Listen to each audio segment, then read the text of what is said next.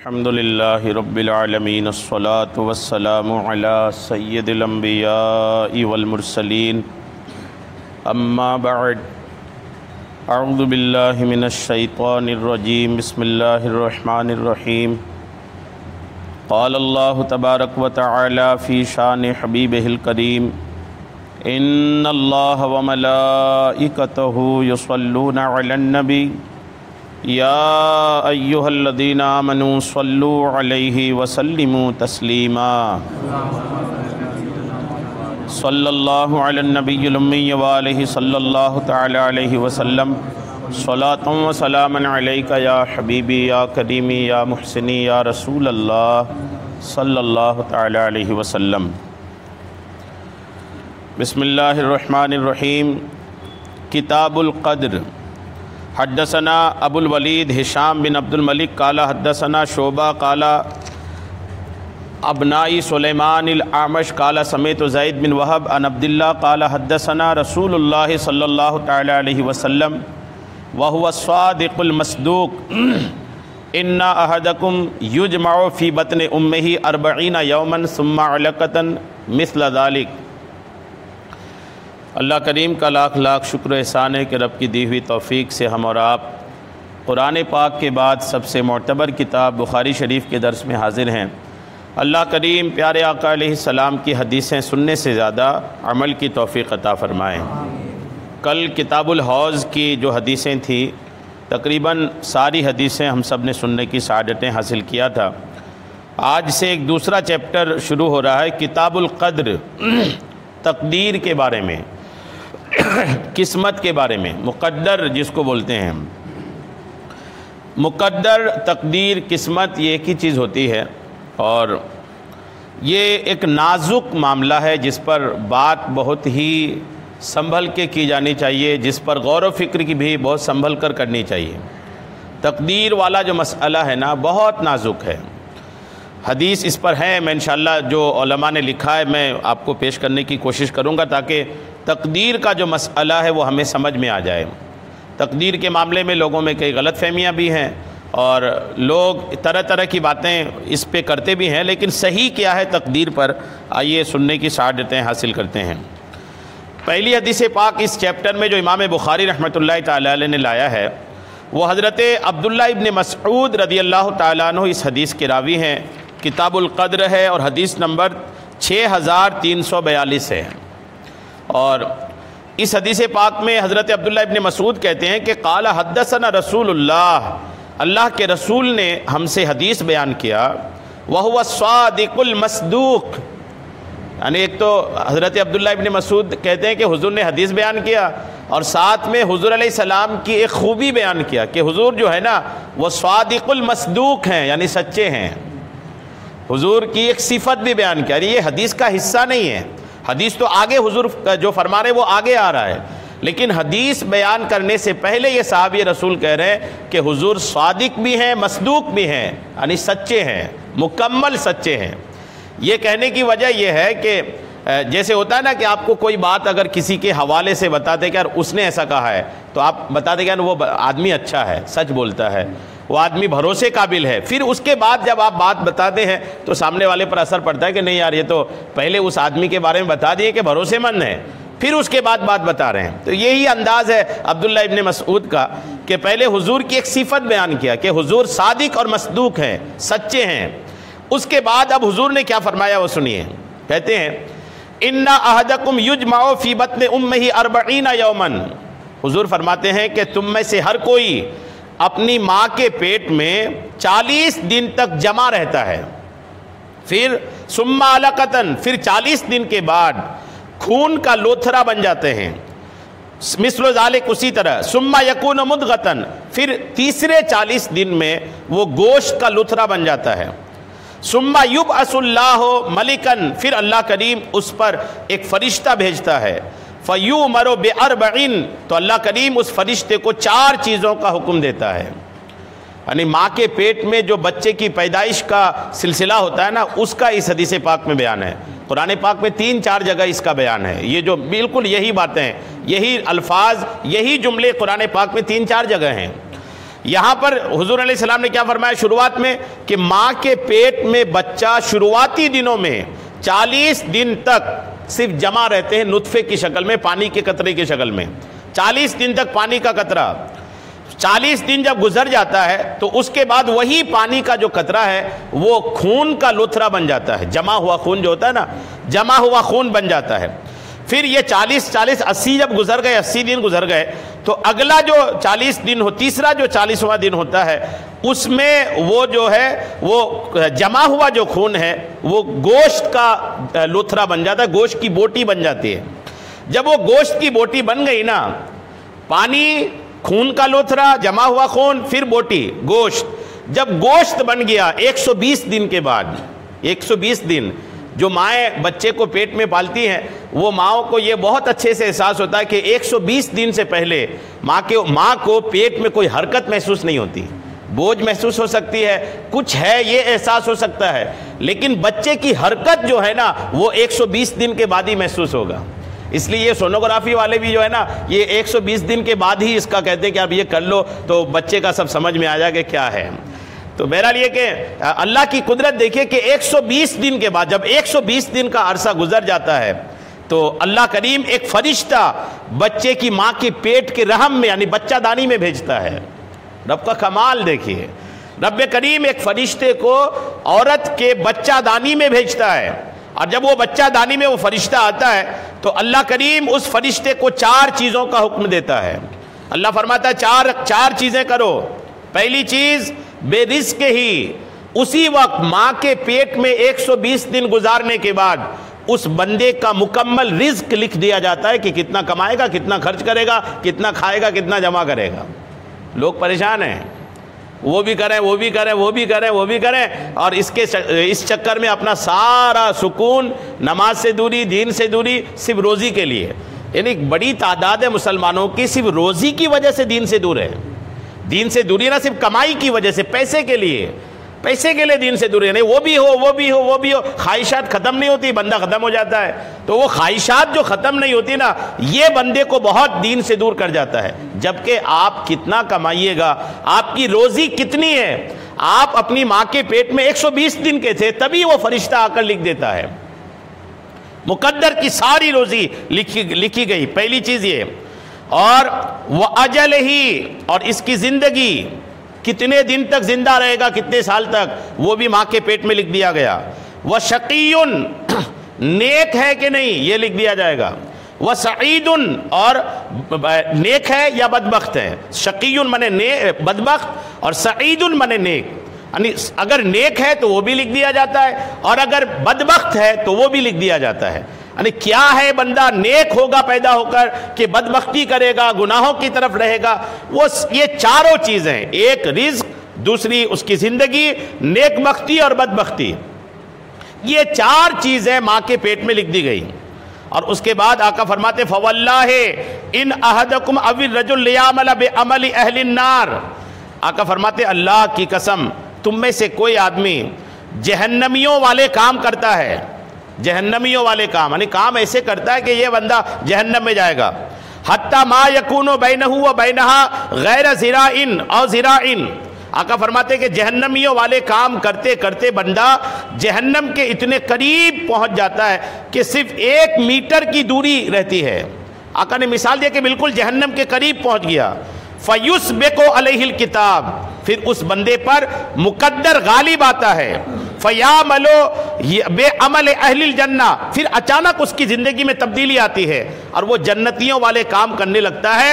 فَيَدْخُلُهَا، پھر مرتے دم تک وہی کرتے کرتے وہ بندہ جنت میں داخل ہو جاتا ہے۔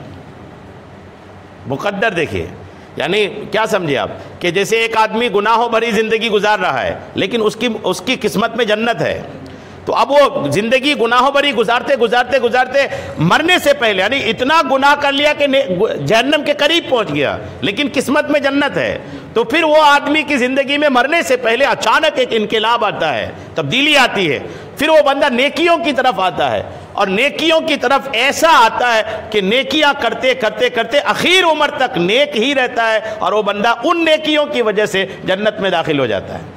مقدر یہ ہے، اسی وجہ سے آپ اگر کسی آدمی کو دیکھ رہے ہیں کہ یہ گناہ کر رہا ہے تو ہرگز ان کے بارے میں آپ اپنے دل میں برائی نہ رکھیں کہ ارے یہ تو ایسا ہے، یہ تو ایسا ہے، یہ تو گنہگار ہے، یہ تو وہ ہے، یہ تو وہ ہے. نہیں، اس کی قسمت میں آگے کیا لکھا ہے، کب وہ بندہ تبدیل ہو کر کے نیکیوں کی طرف آ جائے.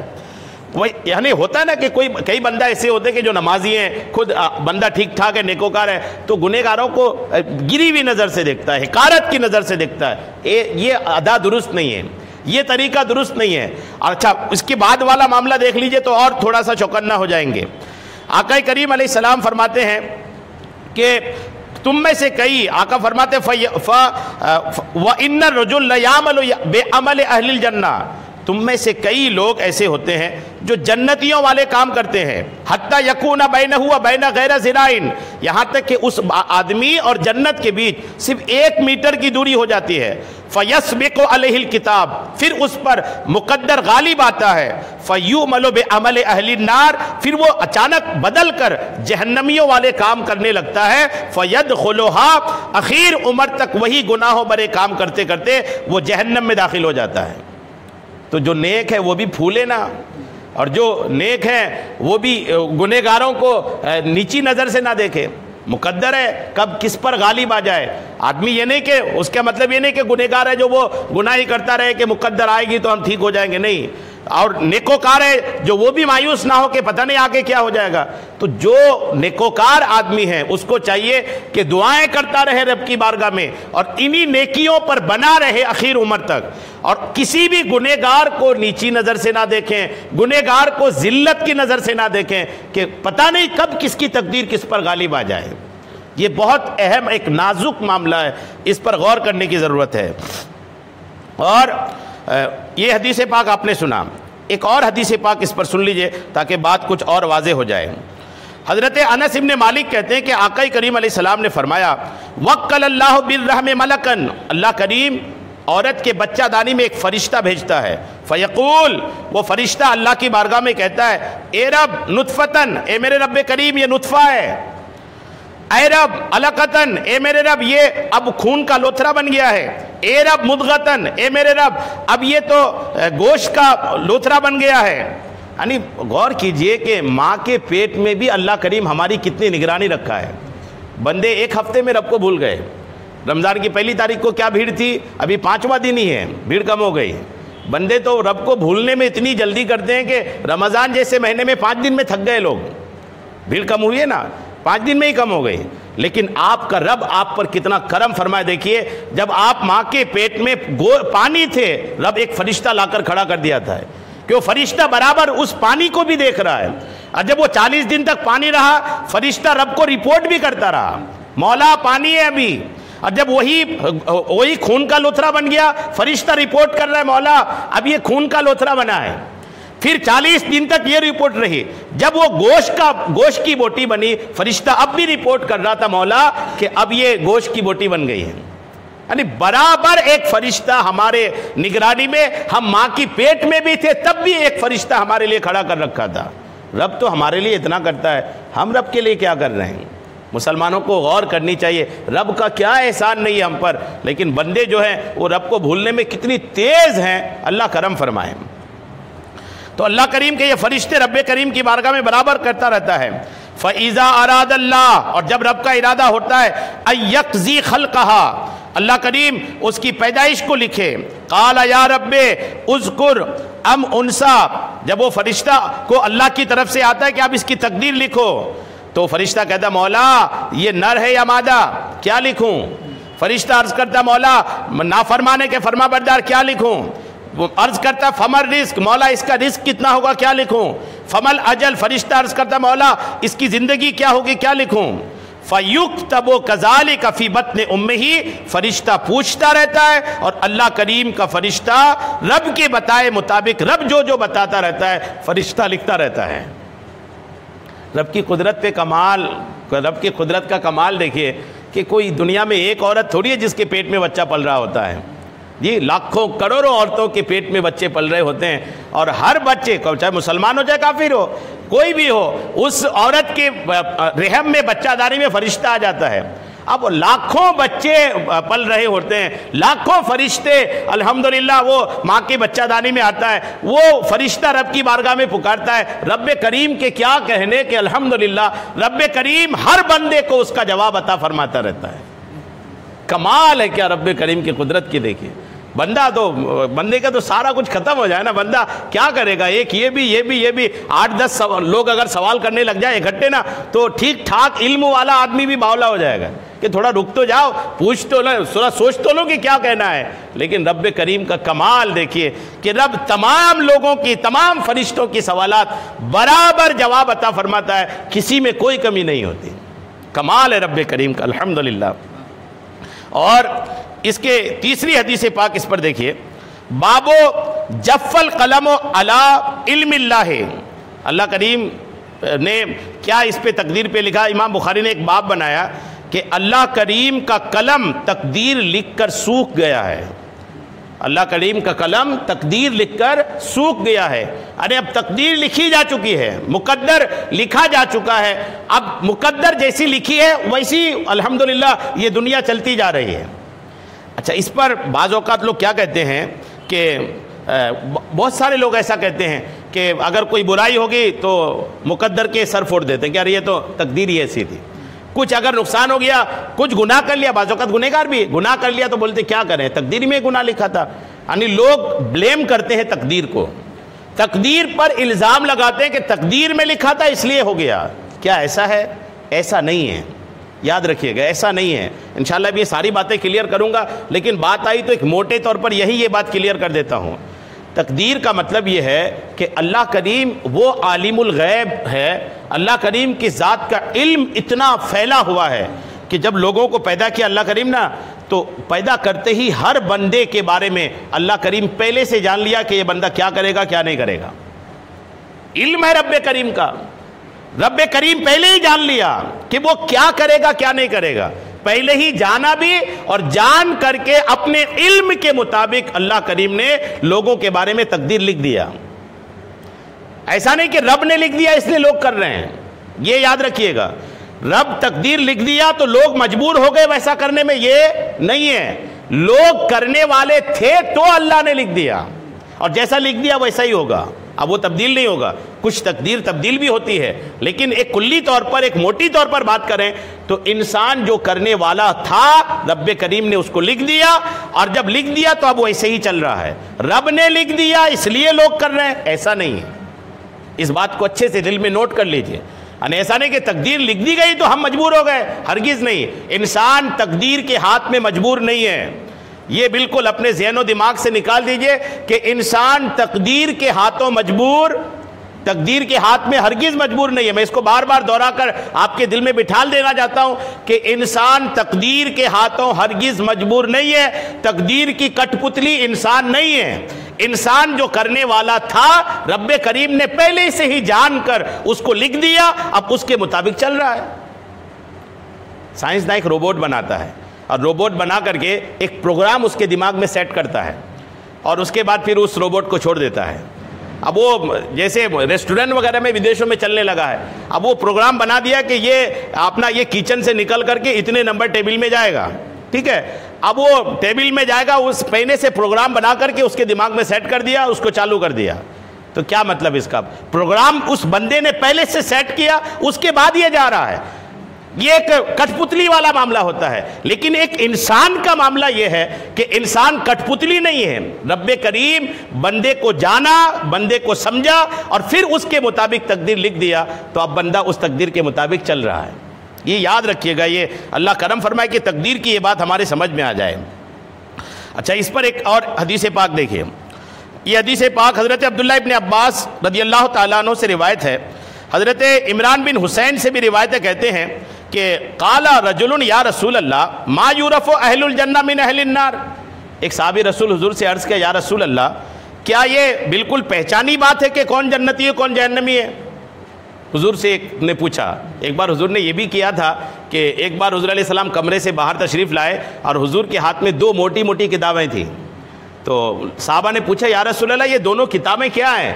تو آقا نے فرمایا ایک کتاب میں جنتیوں کے نام ہے میری امت کے، اور ایک کتاب میں میری امت کے جہنمیوں کے نام ہیں۔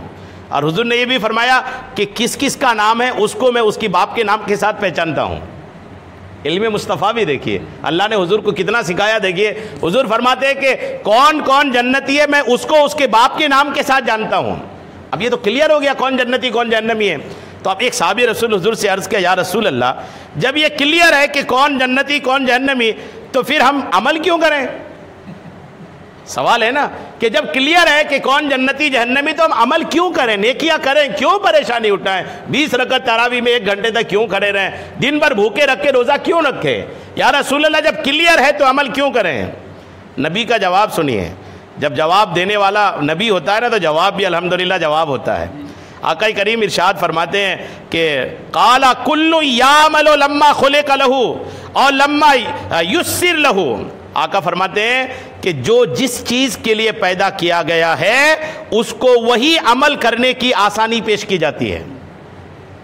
کلیئر ایک دم جواب دیکھیے ایک جملے میں جواب، یعنی جو جس چیز کے لیے پیدا کیا گیا ہے، جنتی اگر پیدا کیا گیا ہے تو جنتیوں والے کام اس کے لیے آسان کر دیے جاتے ہیں، جہنم کے لیے پیدا کیا گیا ہے تو جہنمیوں والے کام اس کے لیے آسان کر دیا جاتا ہے۔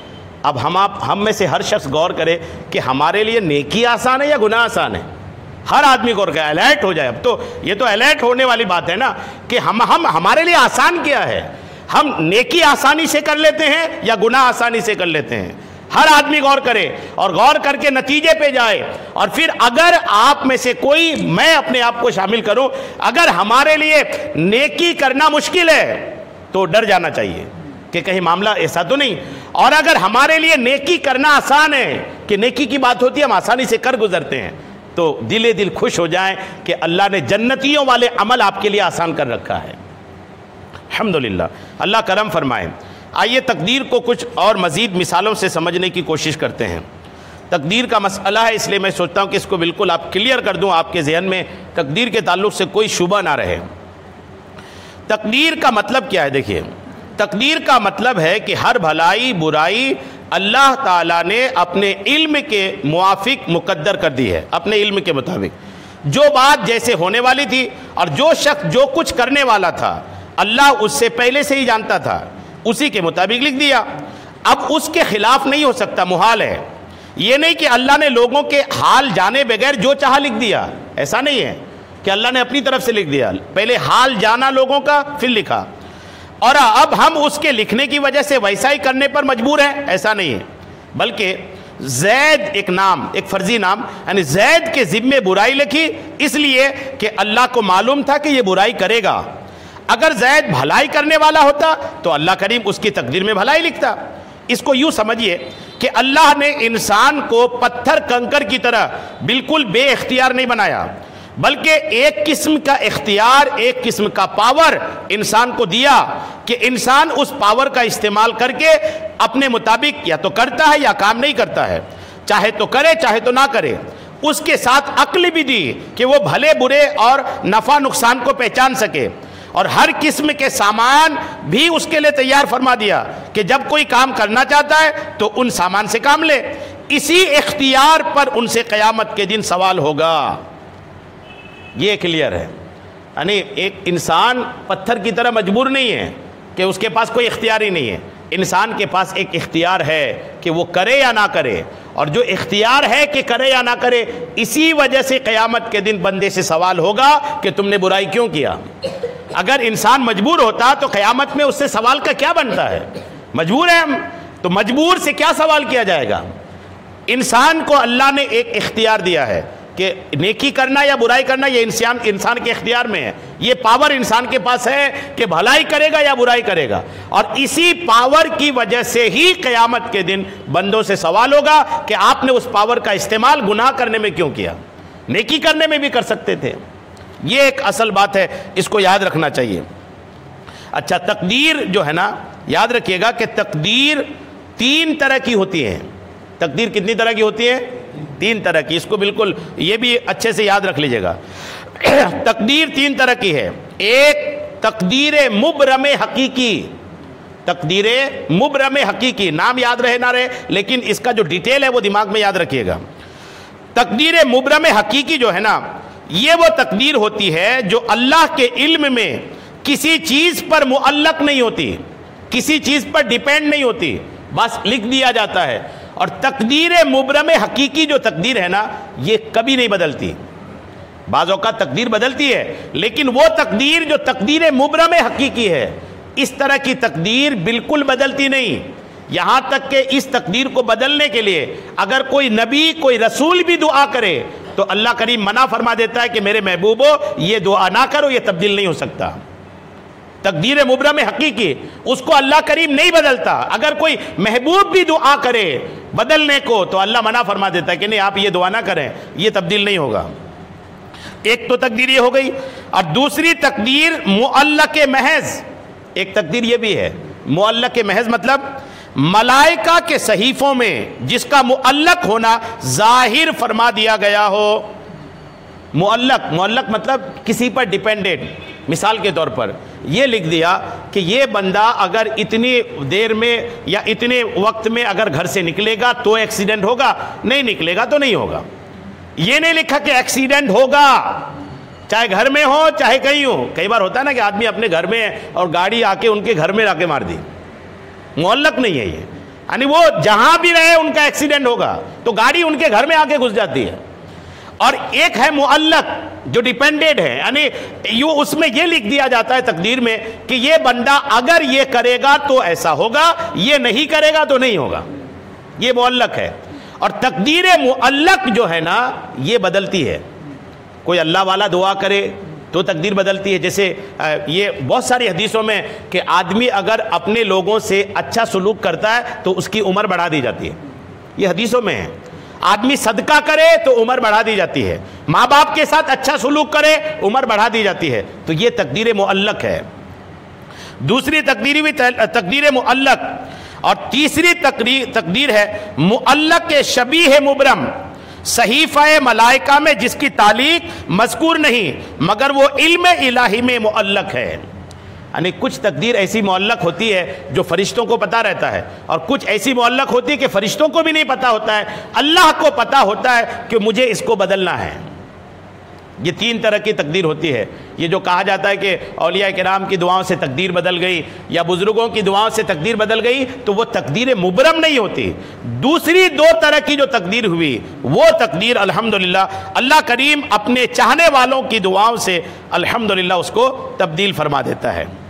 اچھا، یہ اس کے علاوہ اس کتاب میں کچھ مثالیں مجھے ملی تھی، تو وہ مثالیں پڑھ کے سناؤں گا تو کافی وقت لگ جائے گا۔ میں نے اس کا ایک ڈیٹیل ذہن پہ رکھا تھا، جو آپ نے یہ سنا تھا نا کہ میں شروع میں جو عرض کیا کہ تقدیر کا مطلب یہ ہے کہ بندہ جو کرنے والا رہتا ہے اس کو لکھتا ہے۔ یہ بات تو سمجھ میں آ گئی ہوگی۔ مثال کے طور پر انہوں نے کچھ مثالیں دیا تھا، بہت بڑے عالم انہوں نے لکھا تھا، مثالیں دیا کہ انہوں نے کچھ پاکستان کے تو انہوں نے وہاں کی مثال دیا، تو میں اس کو جگہ کے نام بدل کے لیتا ہوں کہ جیسے کسی آدمی نے جبل پور سے ممبئی کا ٹکٹ کرا، ایروپلین میں ٹکٹ کرا، اور ٹکٹ میں پوری ٹائم ٹیبل لکھی ہے۔ اب وہ ٹکٹ بنایا، اپنا لے آیا گھر، اور گھر میں اپنی ایک ڈائری مینٹین کیا کہ 20 تاریخ کو، یعنی مان لیجیے 20 مارچ کو 2 بجے میری فلائٹ ہے اور یہ 4 بجے ممبئی اترے گی، یہ پورا ایک لکھ دیا۔ تو اب یہ جو پورا لکھ دیا، اب 20 مارچ آیا اور 20 مارچ کو یہ جبل پور پہنچا، 2 بجے فلائٹ میں بیٹھا اور 4 بجے ممبئی پہنچا۔ تو وہ جو ڈائری میں لکھا، ڈائری میں لکھنے کی وجہ سے وہ چلا گیا یا پہلے سے ہی شیڈول مقرر تھا اس لیے گیا؟ آسان ہے نا، شیڈول پہلے سے مقرر تھی، ڈائری میں لکھ دیا اس لیے چلا گیا، یہ نہیں، وہ پہلے ٹکٹ بنایا تھا، اپنا شیڈول پہلے بنایا تھا، اس کے بعد اب چلا گیا۔ یہی ہے مسئلہ، یعنی انسان کرنے والا تھا، رب نے اس کو جانا اور لکھ دیا۔ انسان کرنے والا تھا، رب کے لکھ دینے سے انسان کر رہا ہے، ایسا نہیں ہے۔ ڈائری مینٹین کرنے کی وجہ سے سارا ٹائم ٹیبل ہوا، ایسا نہیں ہے۔ آدمی پہلے اپنا شیڈول مقرر کیا تھا۔ اور بھی بہت ساری مثالیں ہیں، بہت وقت ہو جائے گا، ورنہ تقدیر کے تعلق سے اتنی باتیں تو میں سمجھتا ہوں کہ آپ سمجھ گئے ہوں گے۔ اللہ کرم فرمائے۔ درود پاک پڑھی، اللہم صلی علی سیدنا شفیعنا حبیبنا مولانا محمد بارک وسلم، صلاۃ و سلام علیک یا حبیبی یا کریمی یا محسنی یا رسول اللہ صلی اللہ تعالی علیہ وسلم۔ اچھا، یہاں ایک بات اور دھیان رکھنی چاہیے۔ ایک جو میں نے وہ مثال دیا، وہ اس میں کچھ انہوں نے اور بھی مثال بڑھائی ہے۔ جیسے کوئی ایک انجینئر ڈیم بناتا ہے، ڈیم بنایا اور بنانے کے بعد بتا دیا کہ یہ 100 سال تک رہے گا، تو اب یہ 100 سال تک انجینئر کے بتانے سے رہا یا پھر وہ جو بنا کر کے پورا میٹیریل لگایا اور وہ شیڈول بنا اس کے بعد بتایا؟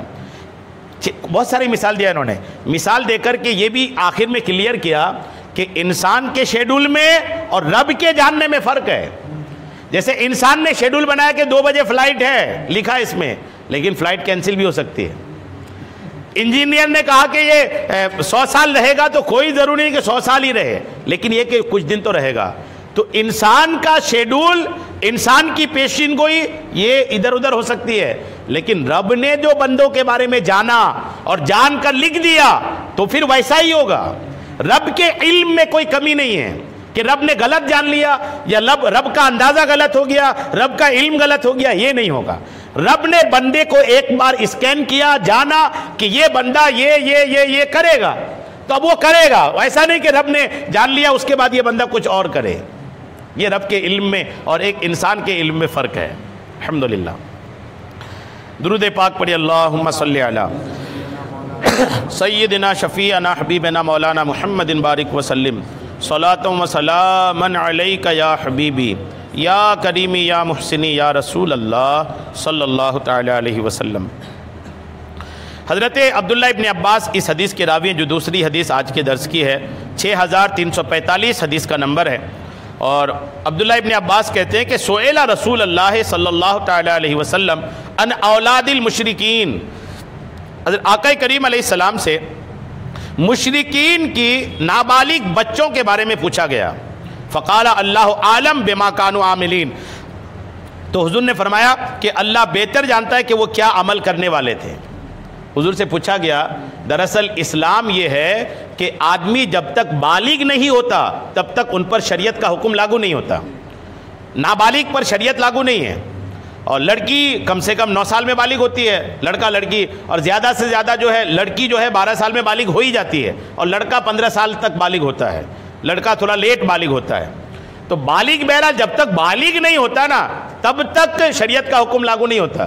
یہ ایج میں نے اس لیے کلیئر کر دیا کہ عموماً ہمارے یہاں بالغ مطلب 18 سال، تو 18 سال یہ گورنمنٹ کی نظر میں ہے، وہ شادی کے لیے ایک بنایا انہوں نے تاکہ باڈی فزیکلی طور پر شادی کے لیے تیار ہو، وہ ان کا اپنا ایک میڈیکلی معاملہ ہے وہ۔ لیکن در حقیقت بالغ جو ہے نا، یہ 9 سال میں بالغ ہونے کا معاملہ شروع ہو جاتا ہے۔ 9 سے 12 کے بیچ میں لڑکی بالغ ہوتی ہے، اور 9 سے 15 کے بیچ میں لڑکا بالغ ہوتا ہے ایج میں۔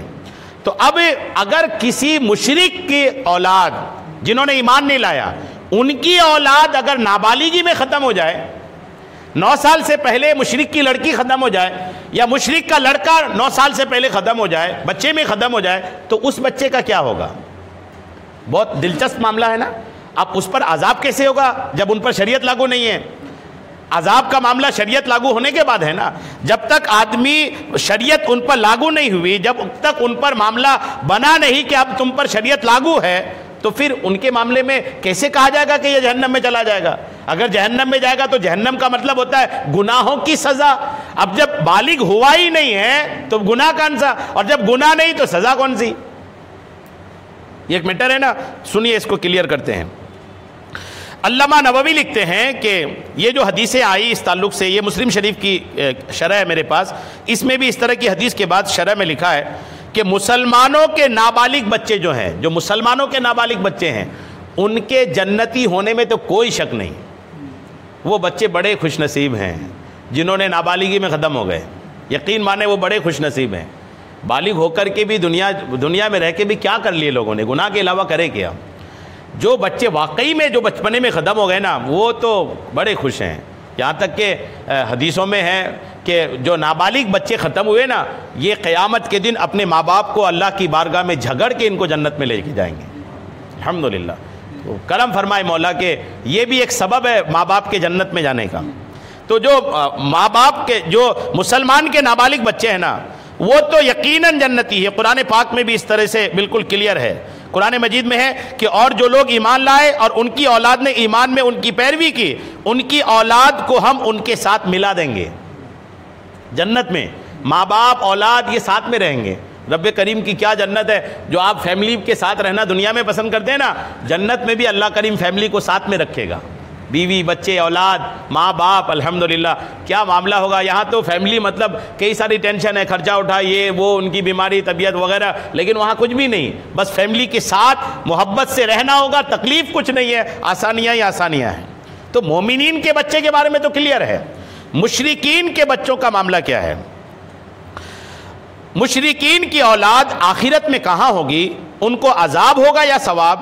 صحیح مذہب یہ ہے کہ ان کو عذاب نہیں ہوگا اور وہ بھی جنت میں ہوں گے۔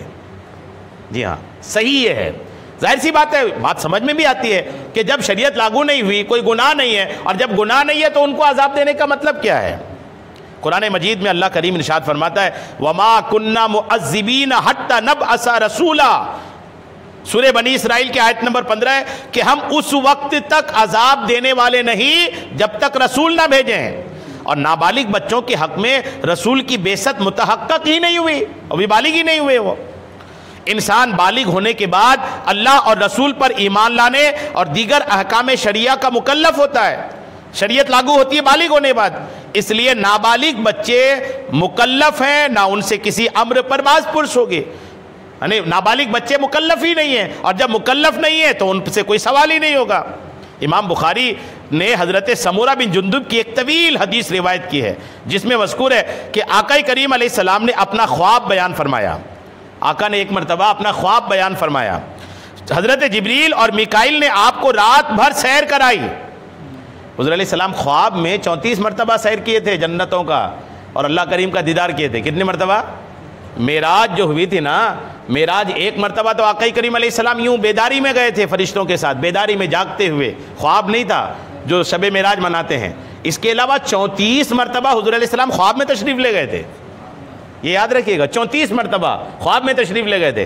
تو وہی خواب میں سے ایک خواب حضور بیان کرتے ہیں کہ میں ایک رات سو رہا تھا، جبرائیل اور میکائیل میرے پاس آئے۔ اچھا، حضور کو خواب ایسا نہیں ہوتا کہ ہمارا خواب ہے، ہماری روح گھومتی بھٹکتی رہتی ہے، لیکن حضور کا خواب ایسا ہوتا تھا کہ خواب میں بھی حضور کو فرشتے لینے آتے تھے۔ کمال ہے نا، حضور علیہ السلام کو فرشتے لینے آئے ہیں، بس یہ کہ لے جانے کا انداز یہ ہوتا تھا کہ حضور کی باڈی جو ہے وہ بستر میں ہی رہتی تھی، آقا پھر بھی آقا کی روح یا جو بھی فرشتوں کرتے تھے، اور خواب میں وہ سارا دکھتا تھا، یعنی حضور اپنے گھر میں سو بھی رہے اور خواب میں سارا دیدار بھی ہو رہا ہے۔ تو آقا فرماتے ایک بار جبریل اور میکائیل نے آپ کو رات بھر سیر کرائی۔ جب حضور سیر کر رہے تھے تو حضور نے ایک جگہ دیکھا کہ آپ دیکھتے ہیں کہ ہم ایک سرسبز ہرے بھرے باغ میں گئے، اس میں ایک بہت بڑا درخت تھا، اور اس کی جڑ میں، اس درخت کی جڑ میں ایک بزرگ شخص اور بچے بیٹھے ہوئے تھے۔ اس درخت کی جڑ میں ایک بزرگ شخص اور بچے بیٹھے ہوئے تھے۔ پھر حضرت جبریل نے آقا کریم کو بتایا یا رسول اللہ، درخت کی جڑ میں آپ نے جس بزرگ کو دیکھا وہ حضرت ابراہیم علیہ السلام تھے۔ درخت کی جڑ میں آپ نے جس بزرگ کو دیکھا وہ کون تھے؟ ابراہیم علیہ السلام تھے، اور ان کے پاس جو بچے تھے وہ لوگوں کی اولاد ہیں، لوگوں کی اولاد ہیں، مسلمانوں کی اولاد ہیں، یہ نہیں کہا فرشتے نے، جملے یعنی فرشتوں کی ایک ایک بات میں فرق ہے۔ اگر وہ مومنین کی اولاد ہوتے بس تو کہتے کہ یہ مومنین کی، مسلمانوں کی اولاد ہیں۔ جبریل نے کہا کہ حولہ فاولاد الناس، یہ جملہ ہے، والشیخ الذی فی اصل الشجرہ ابراہیم والصبیان حولہ فاولاد الناس، یہ جملہ ہے جبریل علیہ السلام کا۔ جبریل نے کہا یا رسول اللہ، وہ درخت کی جڑ میں جو بزرگ تھے وہ ابراہیم تھے، اور ان کے پاس جو بچے تھے وہ لوگوں کی اولاد ہیں۔ اس حدیث میں آپ نے لوگوں کی اولاد فرمایا، مسلمانوں کی اولاد نہیں فرمایا۔ اس سے معلوم ہوا کہ مسلمان ہو یا کافر، سب کی اولاد جنت میں ہوگی۔ ابراہیم علیہ السلام کو اللہ کریم نے یہ مقام دیا ہے کہ یہ انتقال تو ہو گئے، تو یہ جنت میں جو بھی نابالغ بچے جن کے ختم ہوتے ہیں ان بچوں کی دیکھ بھال کرتے ہیں، وہ بچے حضرت ابراہیم علیہ السلام کے آس پاس رہتے ہیں۔ یعنی شب معراج والی حدیث میں بھی اس طرح کے تذکرے ہیں۔ ایک تو یہ بات سمجھ میں آئی، اور علامہ بدر الدین عینی اس حدیث کی شرح میں لکھتے ہیں کہ اس حدیث میں یہ تصریح ہے کہ تمام لوگوں کی اولاد جنت میں ہوگی، اور اس عموم میں مشرکین کی اولاد بھی داخل ہے۔ اس قول کی تائید اس سے بھی ہوتی ہے کہ امام بخاری نے اس حدیث کو کتاب التعبیر میں ان الفاظ کے ساتھ بیان کیا ہے کہ وہ روز قیامت شخص جو باغ میں تھے وہ حضرت ابراہیم علیہ السلام سے تھے. وہ دراز قامت یعنی لمبی قامت کے لمبے قد کے شخص جو باغ میں تھے وہ حضرت ابراہیم علیہ السلام تھے, اور ان کے پاس جو بچے تھے سو یہ وہ تمام بچے تھے جو فطرت یعنی کسی دین کو اختیار کرنے سے پہلے فوت ہوئے تھے. راوی نے کہا کہ بعض مسلمانوں نے ان سے پوچھا یا رسول اللہ مشرکین کی اولاد بھی؟ تو آقا کریم نے فرمایا کہ ہاں مشرکین کی اولاد بھی. اس حدیث میں یہ بھی کلیئر ہے کہ کسی نے پوچھا یا رسول اللہ وہاں کیا مشرکین کی اولاد بھی تھی؟ تو آقا نے فرمایا ہاں وہ مشرکین کی بھی اولاد تھی. تو اس معاملے میں تو واقعی میں دلچسپ بات ہوئی کہ کسی مشرک کا اگر بچہ ختم ہو گیا نا تو وہ بچہ الحمدللہ جنت میں جائے گا. یہ وجہ کیا ہے؟ یہ جنت میں کیوں جائے گا؟ ایک تو وجہ یہ ہوئی کہ وہ بالغ نہیں ہوئے, شریعت کا حکم لاگو نہیں ہوا, اور دوسری بات یہ کہ بہت سی ایسی حدیثیں ہیں جس میں یہ بات کلیئر طور پر بیان کی گئی ہے کہ پیدا ہونے والا ہر بچہ مسلمان ہی پیدا ہوتا ہے. یہ کلیئر ہے, اس پر کوئی شک و شبہ نہیں ہے, کوئی شک و شبہ نہیں ہے, چاہے وہ کسی کے گھر میں پیدا ہو, کسی بھی مذہب کے ماننے والے کے یہاں پیدا ہو, پیدا ہونے والا جو بچہ ہوتا ہے نا وہ ایمان لے کر ہی پیدا ہوتا ہے. پھر گھر کا جیسا ماحول ہوتا ہے وہ بچہ دیکھتے دیکھتے پروان چڑھتے چڑھتے اس معاملے میں رنگنے لگتا ہے, پھر حالات جیسا وہ سب کے سامنے ہے.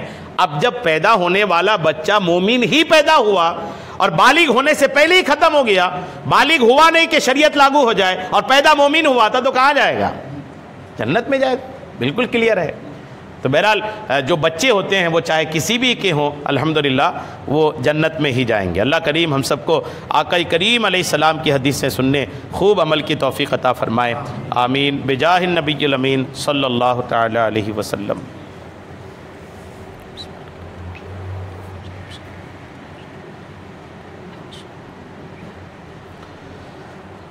قال اللہ تبارک و تعالی فی شان حبیبہ الکریم ان اللہ وملائکتہ یصلون علی النبی یا ایہا الذین آمنوا صلوا علیہ وسلموا تسلیما. صلی اللہ علی النبی الامی وآلہ صلی اللہ تعالی علیہ وسلم. صلاۃ و سلاما علیک یا رسول اللہ. سبحان ربک رب العزۃ عما یصفون وسلام علی المرسلین والحمد للہ رب العالمین بحق لا الہ الا اللہ.